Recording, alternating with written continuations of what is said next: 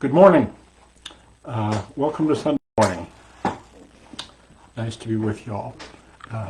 Greetings to the folks I can see on Zoom. Greetings to the folks I cannot see on Facebook. I tried doing YouTube live last week. That didn't work so well, so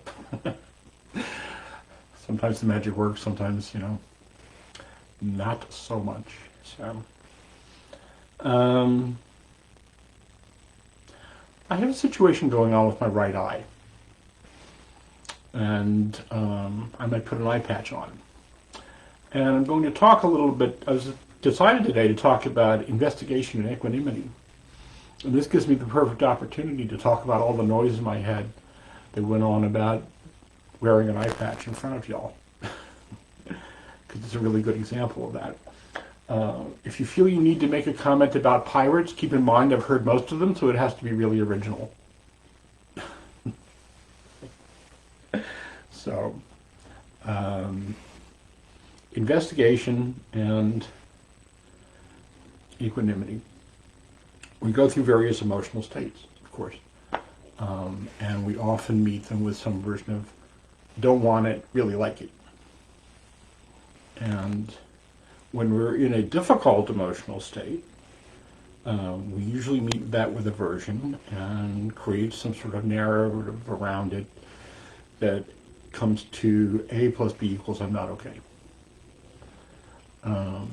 But, and that I use the word but very carefully because but's the great eraser. It erases everything that comes before it. I really like you, but I wish your hair was blonde, which means I don't like you, but I would if you were different, right? So I use that word carefully. But there's a part of us that is actually observing all of this and is okay. And is not involved in all the narrative. And is not involved in all the stories we create around our experience. And is actually observing us doing that. And we can get to that. And that's what I'm going to talk about today. Maybe with one eye. I used to wear a patch full time, so I'm kind of used to it. So, but why don't we start off with a meditation this morning?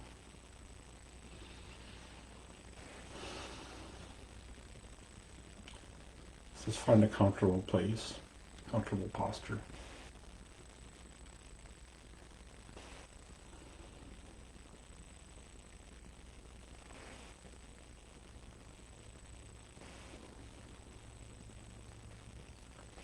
Where you can be relaxed, but alert at the same time.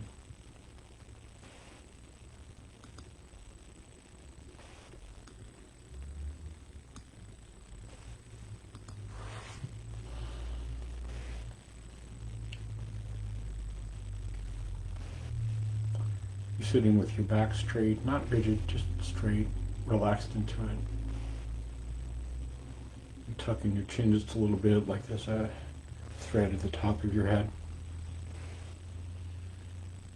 Like it pulls it up, straightens out the top of your neck, and your chin comes in a little bit without stretching or straining the muscles in your neck.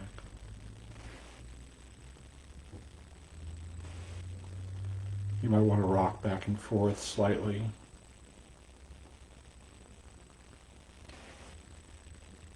And let your body come to the center. You might want to do the same thing side to side.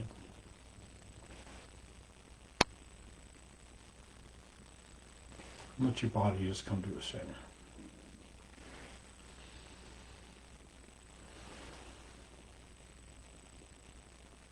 Let's take a couple of slow, deep breaths.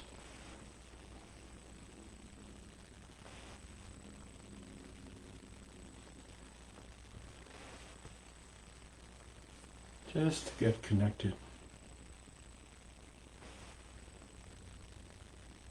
And as you breathe out,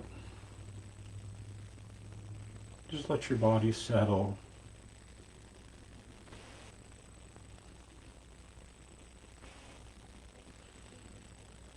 Slow, deep breath in. And on the out breath, just settle into where you're sitting.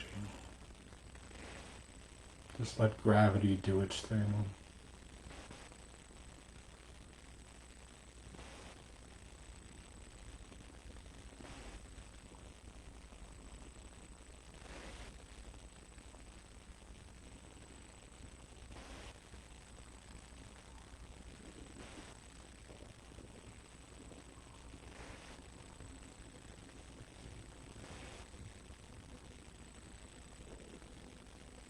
And I'm letting your breathing return to normal.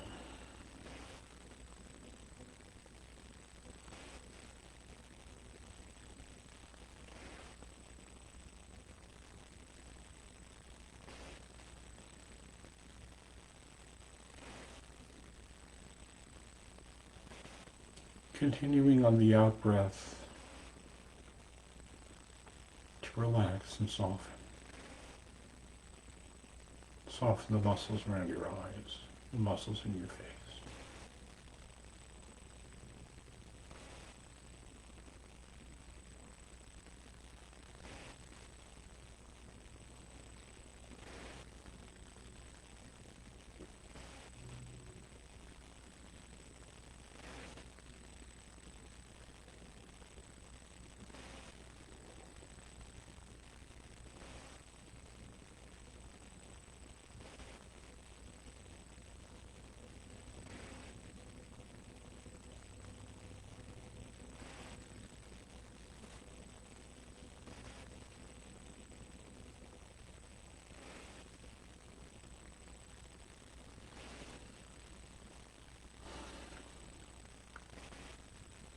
Letting your shoulders drop and releasing whatever tension you're feeling or holding to whatever degree you can.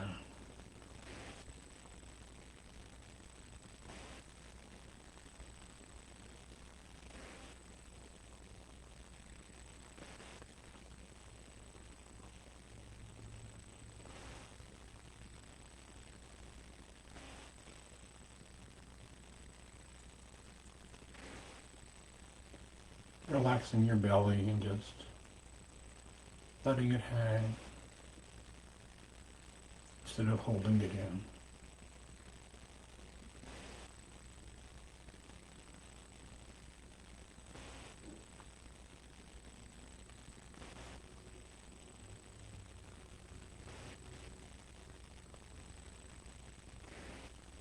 And just being aware of the belly moving, expanding on the in-breath, contracting on the out-breath.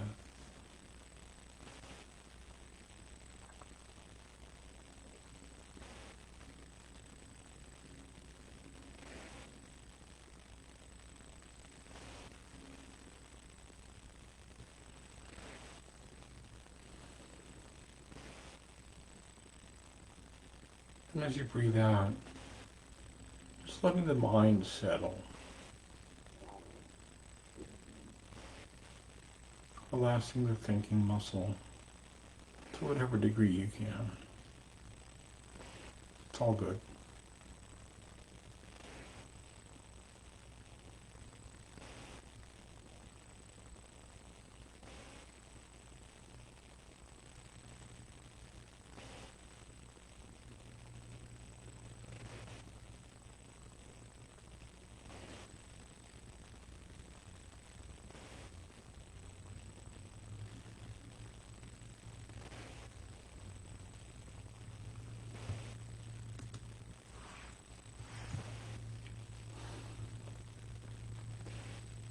And let your attention and your awareness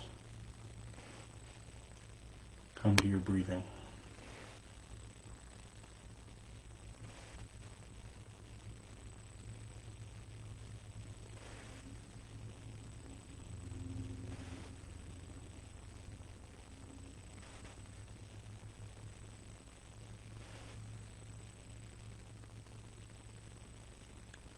Not trying to do anything with the breathing. We're just observing it.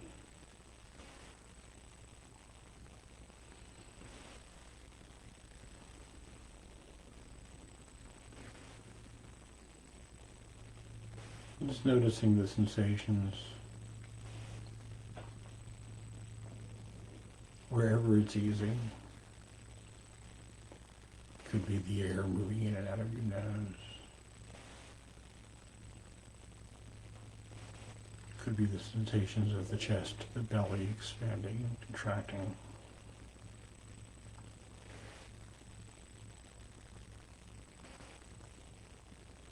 Could be all of the above or none of the above. Just letting your focus and your awareness rest on your breathing.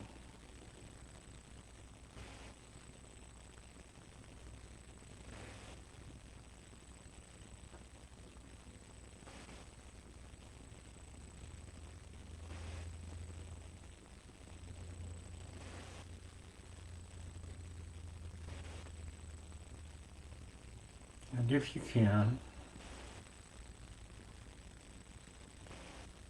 just notice the sensations as you ride the in-breath all the way to the top.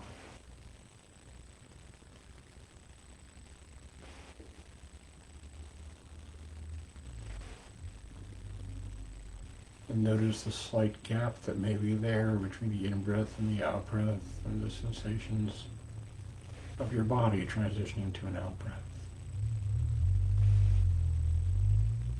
And the letting go as you breathe out.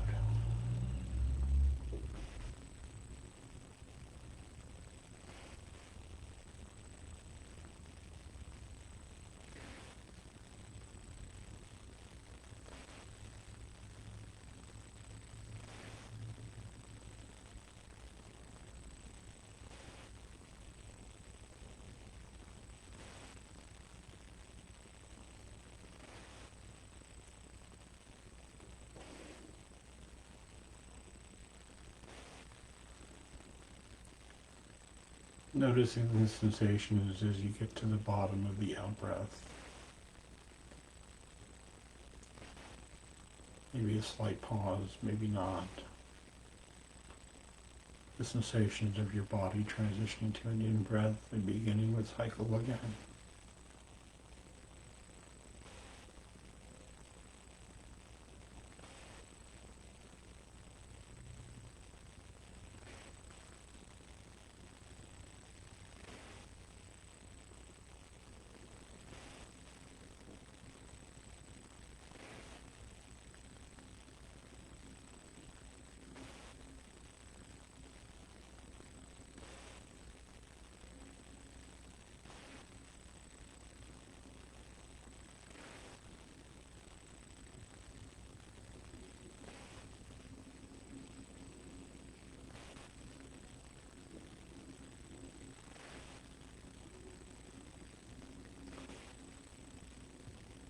Just riding the rhythm of the breath.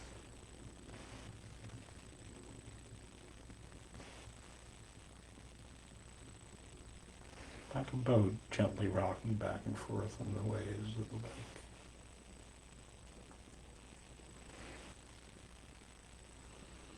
Just observing.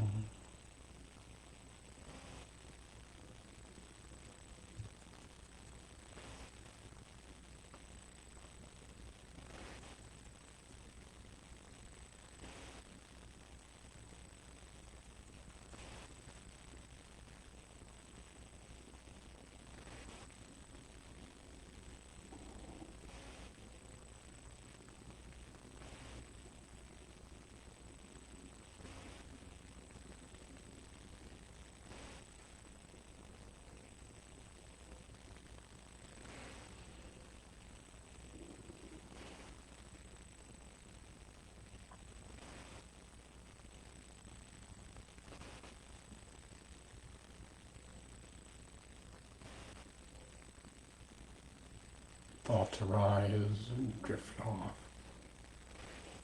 It's okay. Just notice that. And if you can, notice what you tell yourself about that. It's okay. It's not okay. I'm frustrated. I'm okay with it. Notice whatever feelings you notice in your body attached to whatever thought might come up. Or maybe it's nothing. Notice that too.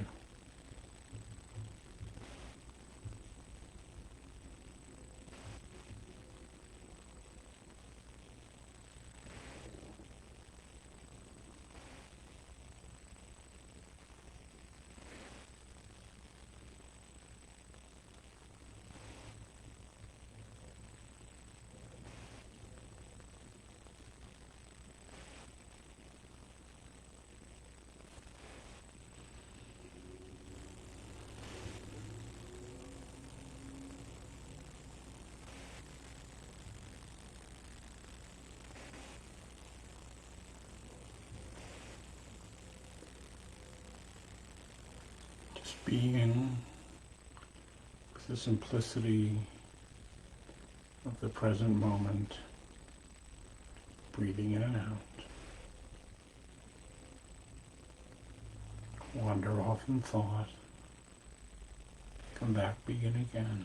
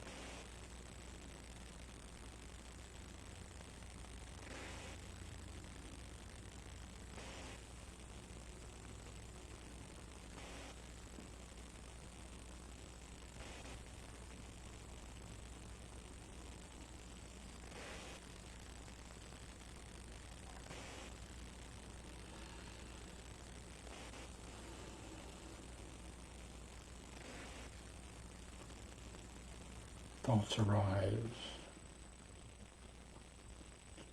we may notice right away. We may notice after we've been thinking for some period of time.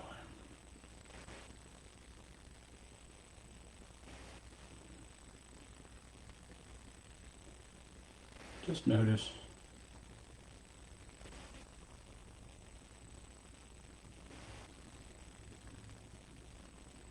Notice any feeling in your body when you notice you've been thinking, you've lost track of your breathing.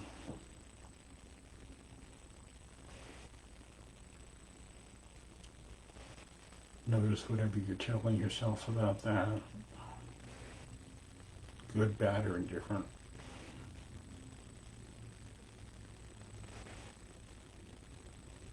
Notice what happens when you decide to just begin again and return to your breathing.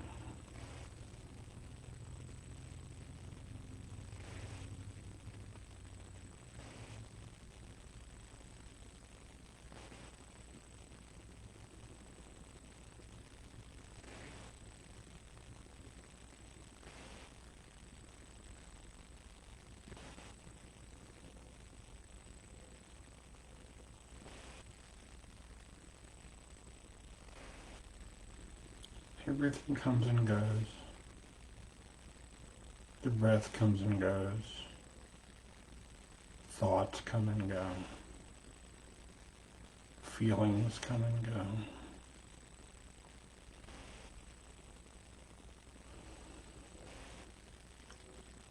And there's a simplicity in the continuity of the body breathing. And we're watching.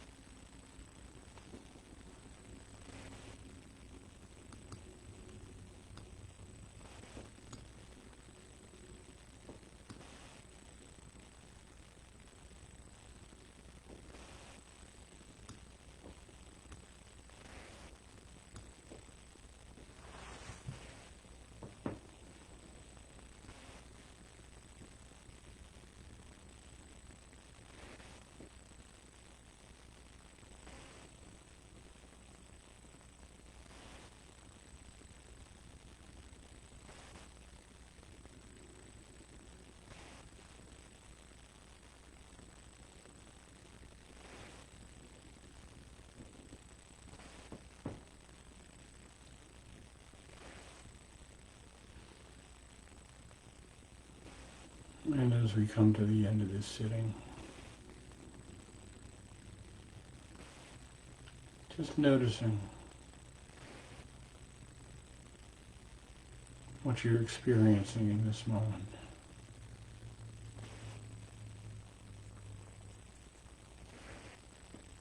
If you were wandering around in thought before you heard my voice, what you may have said to yourself, you realize that.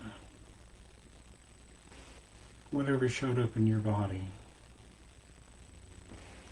something, nothing.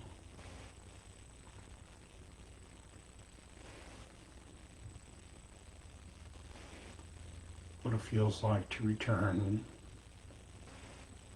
to breathing in and out, the sound of my voice, the feeling of your body resting in the seat.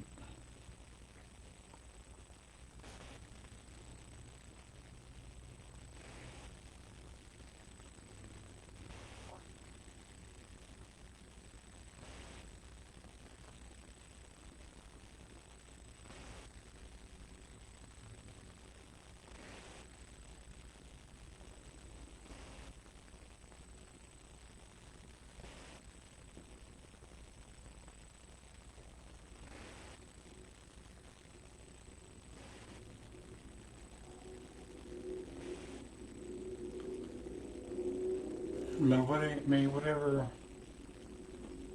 benefit or settledness or centeredness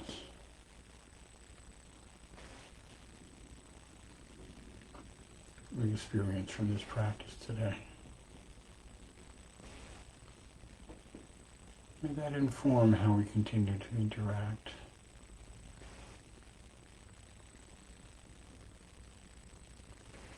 with the people around us,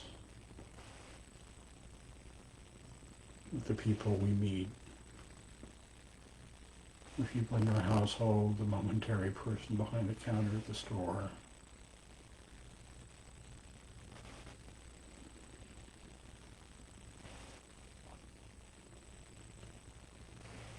May any little whatever settling of the mind help clear the way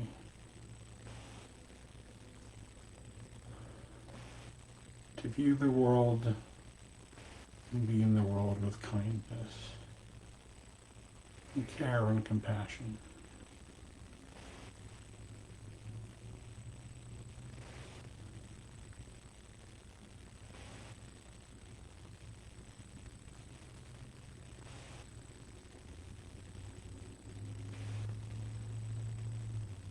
And may it be that the benefits of this practice be of benefit to all beings everywhere.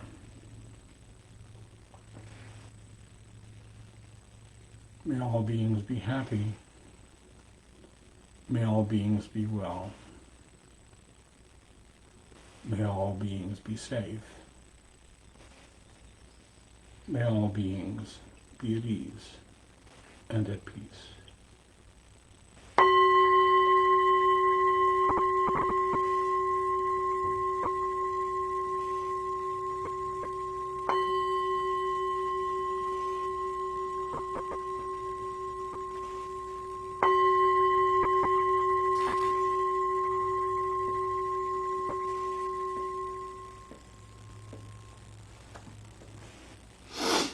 Thank you for your practice. Bear with me for a second. So a number of years ago I injured my eye. And every now and then it gets really irritated and runny. And the thing that helps the most with that is to put a patch on, just close it. How do I look?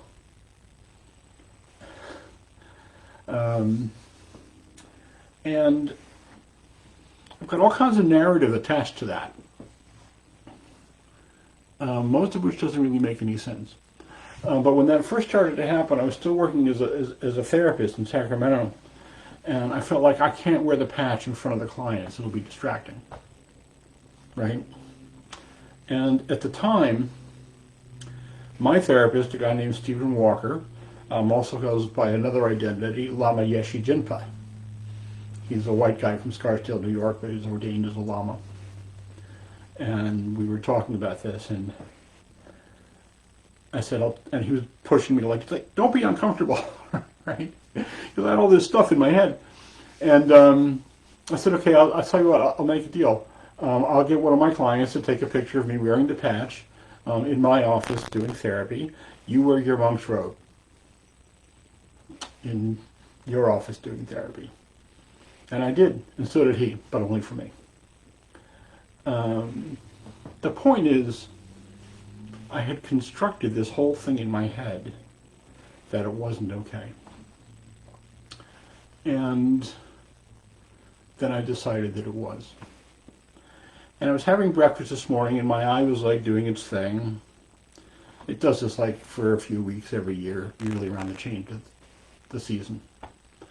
I'm like, I don't want to wear the eye patch, it'll look bad, I'll have to explain it, they'll think less of me. All that going on, right? Just, the thing. And then I decided to be okay with it, and I noticed my mind made a shift. I want it, I don't want it. I'm okay with it, I'm not okay with it. Nothing actually changed, right? Except that my mind made a shift of, I'm okay with that, I'm not okay with that. I'm sitting meditating, feeling pretty settled, and then I'm noticing that, I'm feeling annoyed. And I noticed that before anything else. Okay, what is that? The cat is scratching at the door. I don't know why that's annoying, but it annoyed me at the moment, and I'm just trying to sit here and be quiet and meditate and have a quiet moment. Blah, blah, blah, blah, blah. I don't want to get up and deal with it. It could have been anything, but my mind quickly went to some version of, I don't want it. I don't want to get up and open the door. Some version of, this is not okay.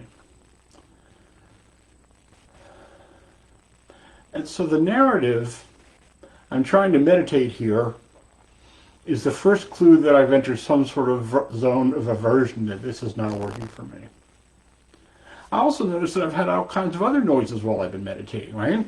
There's the mockingbird that sings outside my window, and I'm okay with that. And then there's Bruce across the street mowing his lawn, and that annoys me.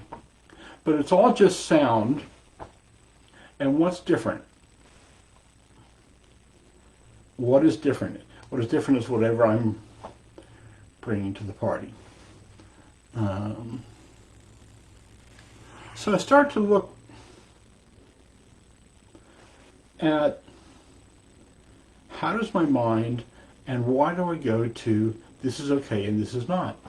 I'm making that choice all the time because conditions themselves are not actually changing. Sometimes I really love the sound of Tibetan singing bowls, and sometimes I meditate with that, and that's good. I can hear that. It's a sound. The cat at the door, bad. It's a sound. Bad. Mockingbird, good. Lawnmower, bad. My mind is sorting these things, right, into good and bad, seemingly random. My eye is bothering me this morning. Bad. I have to wear a patch. Also bad. Well, wait a minute. Nobody's really, because you know what happened when I was working is nobody really cared. People were concerned about it for about 5 minutes. I said, I'm okay, and that was it. So my mind is sorting things all the time. That's the nature of the ego. My definition of the ego is just, it's the part of us that sorts things into good, bad, I'm okay, I'm not okay. I even sort my changing moods into good and bad. I'm feeling a little anxious, bad. I'm feeling really kind of relaxed, good. So I've attached these things to it. I'm focused, good. I'm distracted, bad. Right? We keep on doing this. It's like living in the ping pong game from hell. So, but what if we step out of that? At least while we're meditating.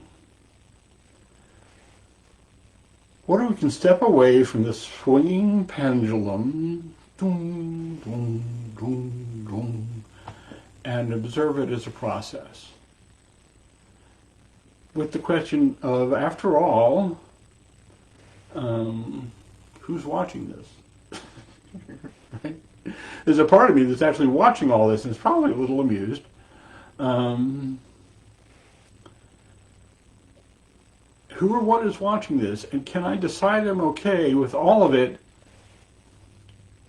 even if it feels weird, even the weird feeling? After all, nothing is actually happening, right? Nothing is actually happening in this room. The ceiling is not falling in. My eye itches a little bit, but that comes and goes. There's the I actually saw the I have a thing for mockingbirds. My favorite novel is To Kill a Mockingbird. Every time I see a mockingbird, it makes me happy, so which is probably why the bird chirping outside doesn't bother me. I actually saw him yesterday up at a tree outside the house. That was pretty cool. But nothing is actually happening. It's just sound. It's internal or external. But I have attached a story to it. This is inconvenient. This is distracting. I've labeled it. And I'm not taking... It's not like there's someone getting hit by a car outside where that actually is bad and I have to get up and do something about it. These are the random things that come and go. And if I can just step back and notice my emotional state, whatever narrative I'm attaching to my emotional state, whatever narrative I'm attaching to my narrative, can bring me to a sort of equanimity where I'm not attached or averse to it. Instead of meeting it with good or bad, how about, oh, this is interesting. My energy changed with that sound. Isn't that interesting? Meeting that with a sense of inquiry instead of some version of, what the hell is wrong with you? Right? Or what the hell is wrong with that? A sense of inquiry. And in meditation, we often remember to pay attention to mindfulness and effort and the effort to be in a mindful space. But we forget a really important piece of it is inquiry into the mind. Because we get distracted by things we don't like. Am I doing it right? Am I thinking too much? I feel so settled, that's nice. Even though things are shifting all the time.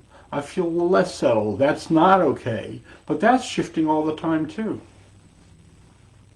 What I'm suggesting is that we observe and investigate that as a process rather than get wrapped up in whether or not our narrative and opinion of it is based on some sort of reality. Even noting without evaluation or judgment when we're attached to a narrative or any part of it, it's just a process and we're watching. This includes in observing our discomfort rather than recoiling from it. Observing pleasure without clinging to it. So here's some things to think about. As soon as I notice some sort of mental discomfort or mental thing that's turning over, don't turn away. Turn towards it. Observe how it feels physically. If I'm feeling sad, it's going to be like principally here in my belly and a little bit in my throat. If I'm feeling anxious, it's like my shoulders are being like stretched apart. Observe the narrative that I attach to that, whatever it is, the stories that I attach to that, especially if it includes some version of I'm not okay. I've had this anxiety, I've experienced anxiety off and on for years. And I can go to, Or I can go, oh, hi, there it is again. 88 possibilities. I get to choose that. And how does that story I attach to it affect how I feel about it? If I'm feeling uncomfortable with something going on and I start telling myself I shouldn't feel that way, how does that affect the way I feel? If I'm feeling uncomfortable with something that's going on and I tell myself this is all okay, how does that affect the way I feel? Pay attention to that.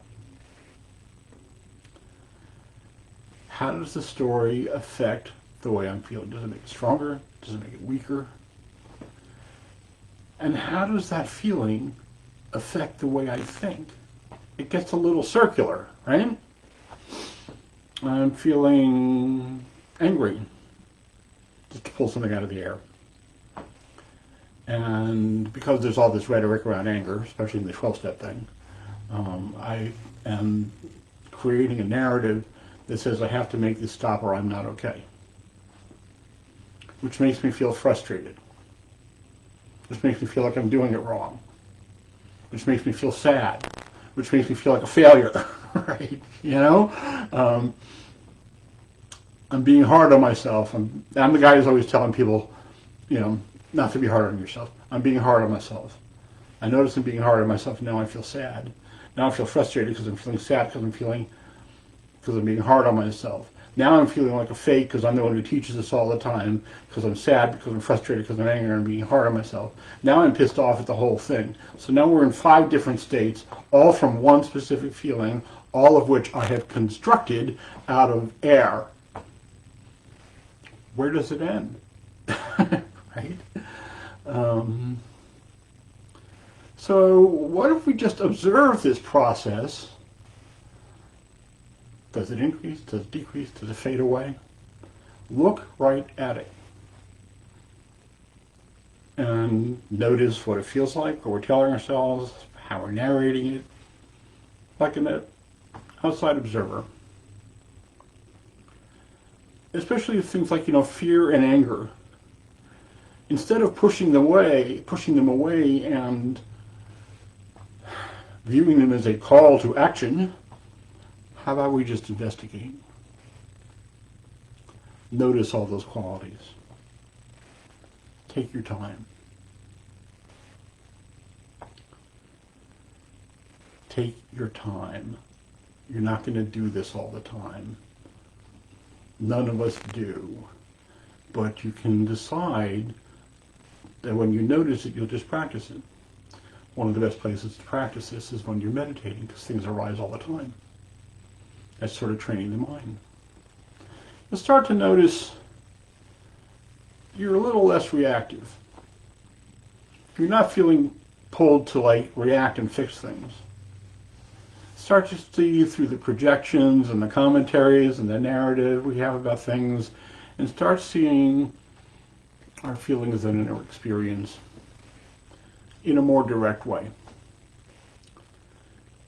We get more clarity of awareness and the capacity to choose between what's healthy and not healthy, what's skillful and not skillful, because we're less wrapped up in trying to make it stop or trying to make it go. And it is simply true, I'm not here all the time. I'm not in my body all the time. That's just the way it goes. One of my favorite teachers, Stephen Levine, liked to say, you cannot force the heart open, but you can let it open by creating a gentle space. And don't worry about whether or not you're getting there or you're not getting there. Now you know about it, you'll start to incline towards it. The only thing that's important is this moment when you notice it.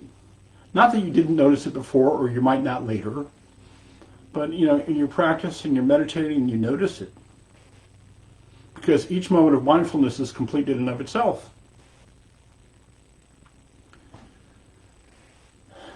And this can really help with self-compassion. Because you're not actually doing anything, you're just having this experience, right? And we're building all this stuff around it. So, from my one-eyed Jack point of view, I invite you to be kind and gentle with yourself.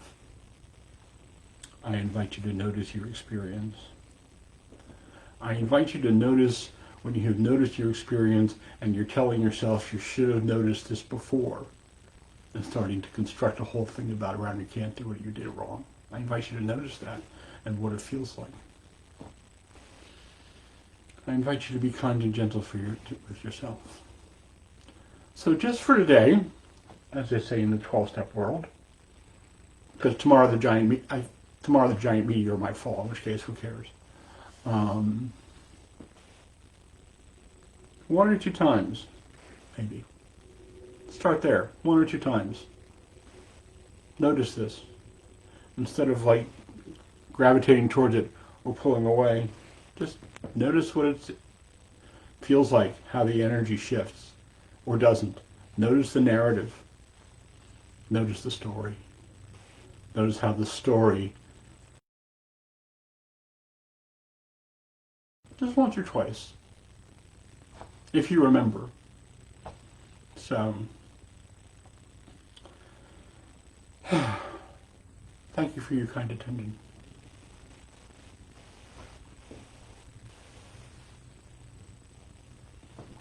Comments, questions?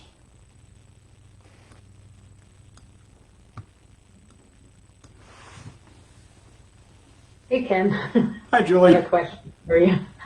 Hi, I'm calling from Wisconsin, so I made it. It's colder up there. Yes, it is. Colder and damper. Actually, that's part of my question. So I was feeling pretty cold and hungry. And I was like, should I stop the meditation and put on a jacket and get a banana, or should I just keep going? And I decided I'm better to keep going, because that's part of the process, is to learn how to not focus so much on those things, but at the same time, it's not feelings of anger or spite or but it is that feeling of desire, wanting something, wanting to be warm, wanting food. So I wasn't sure, like, what if you're in the middle of the meditative process, what the best option is. Observe it. You can get up and have a banana if you want to. Peel it first. Yeah. The best option is whatever you feel like doing. But, you can use this as an exercise. Okay, what does the hunger feel like in my body? Is it actual hunger? Because there's a difference between hunger and craving, and we don't always notice what that difference is. All right, is there like a physical thing going on in my stomach? Is, the physiology of hunger. I'm cold. What am I telling myself? This is not okay. Or, this is okay, at least I'm not outside standing in the rain. You're in Wisconsin, you could always be standing in the rain, right? Right. Been there, done that. I'm from upstate New York. Oh, okay. I went to school in the second most rained on city in America. So, I'm familiar. I went to school in Ithaca, so I know what you mean. Yeah. It's an opportunity. So you're saying, what should I do? Okay, look at the nature of that inquiry. I wonder why I went there. I wonder why I have to do anything. What happens if I don't do anything? Why am I asking all these questions? And step back and say, who's observing me doing this? How do I know I'm having this experience? Something more still and constant is watching you do all this. Is any of this helpful? Yeah. And if you need to put on, if you need to put on a sweater and have a banana. Yeah, that's good to know. and don't feel so guilty about it. I was meditating over in Louisville when they were meditating live all the time, and it was just plain cold. And Carol knows this. That room is not always extremely well heated. And the top, I don't have anything protecting my head up here that grows naturally. I'm sitting there, I really want to get my wool cap, but I can't get my wool cap because then I won't be meditating. And if I stand up and move around, it'll disrupt the whole room and blah, blah, blah, blah, blah. And I sat there being uncomfortable with my cold head for some period of time and realized, just get the hat. So I got out and put on my hat, you know. It's like, all right, I had to go out to the other room where my coat was and get my little wool cap and put it on. I felt better. And Yeah. all of that was completely meaningless. It's just this thing that I attached to it. We do it. You're kind of like wired to do that sometimes. Yeah. Well, like you were saying with the eye patch, you know, it helps your eye a lot, but you feel like guilty about it, if I should do this or not. You've got all this stuff attached to it, none of which is real. Yeah. But I did get my therapist to wear his monk robe in his therapy room, and that was worth it. Just for that. That's good. We're coming up at 10 o'clock. Anything else? Have fun in Wisconsin. Thanks. I am. I'm eating lots of cheese. Good. Carol, good to see you. See you all next time.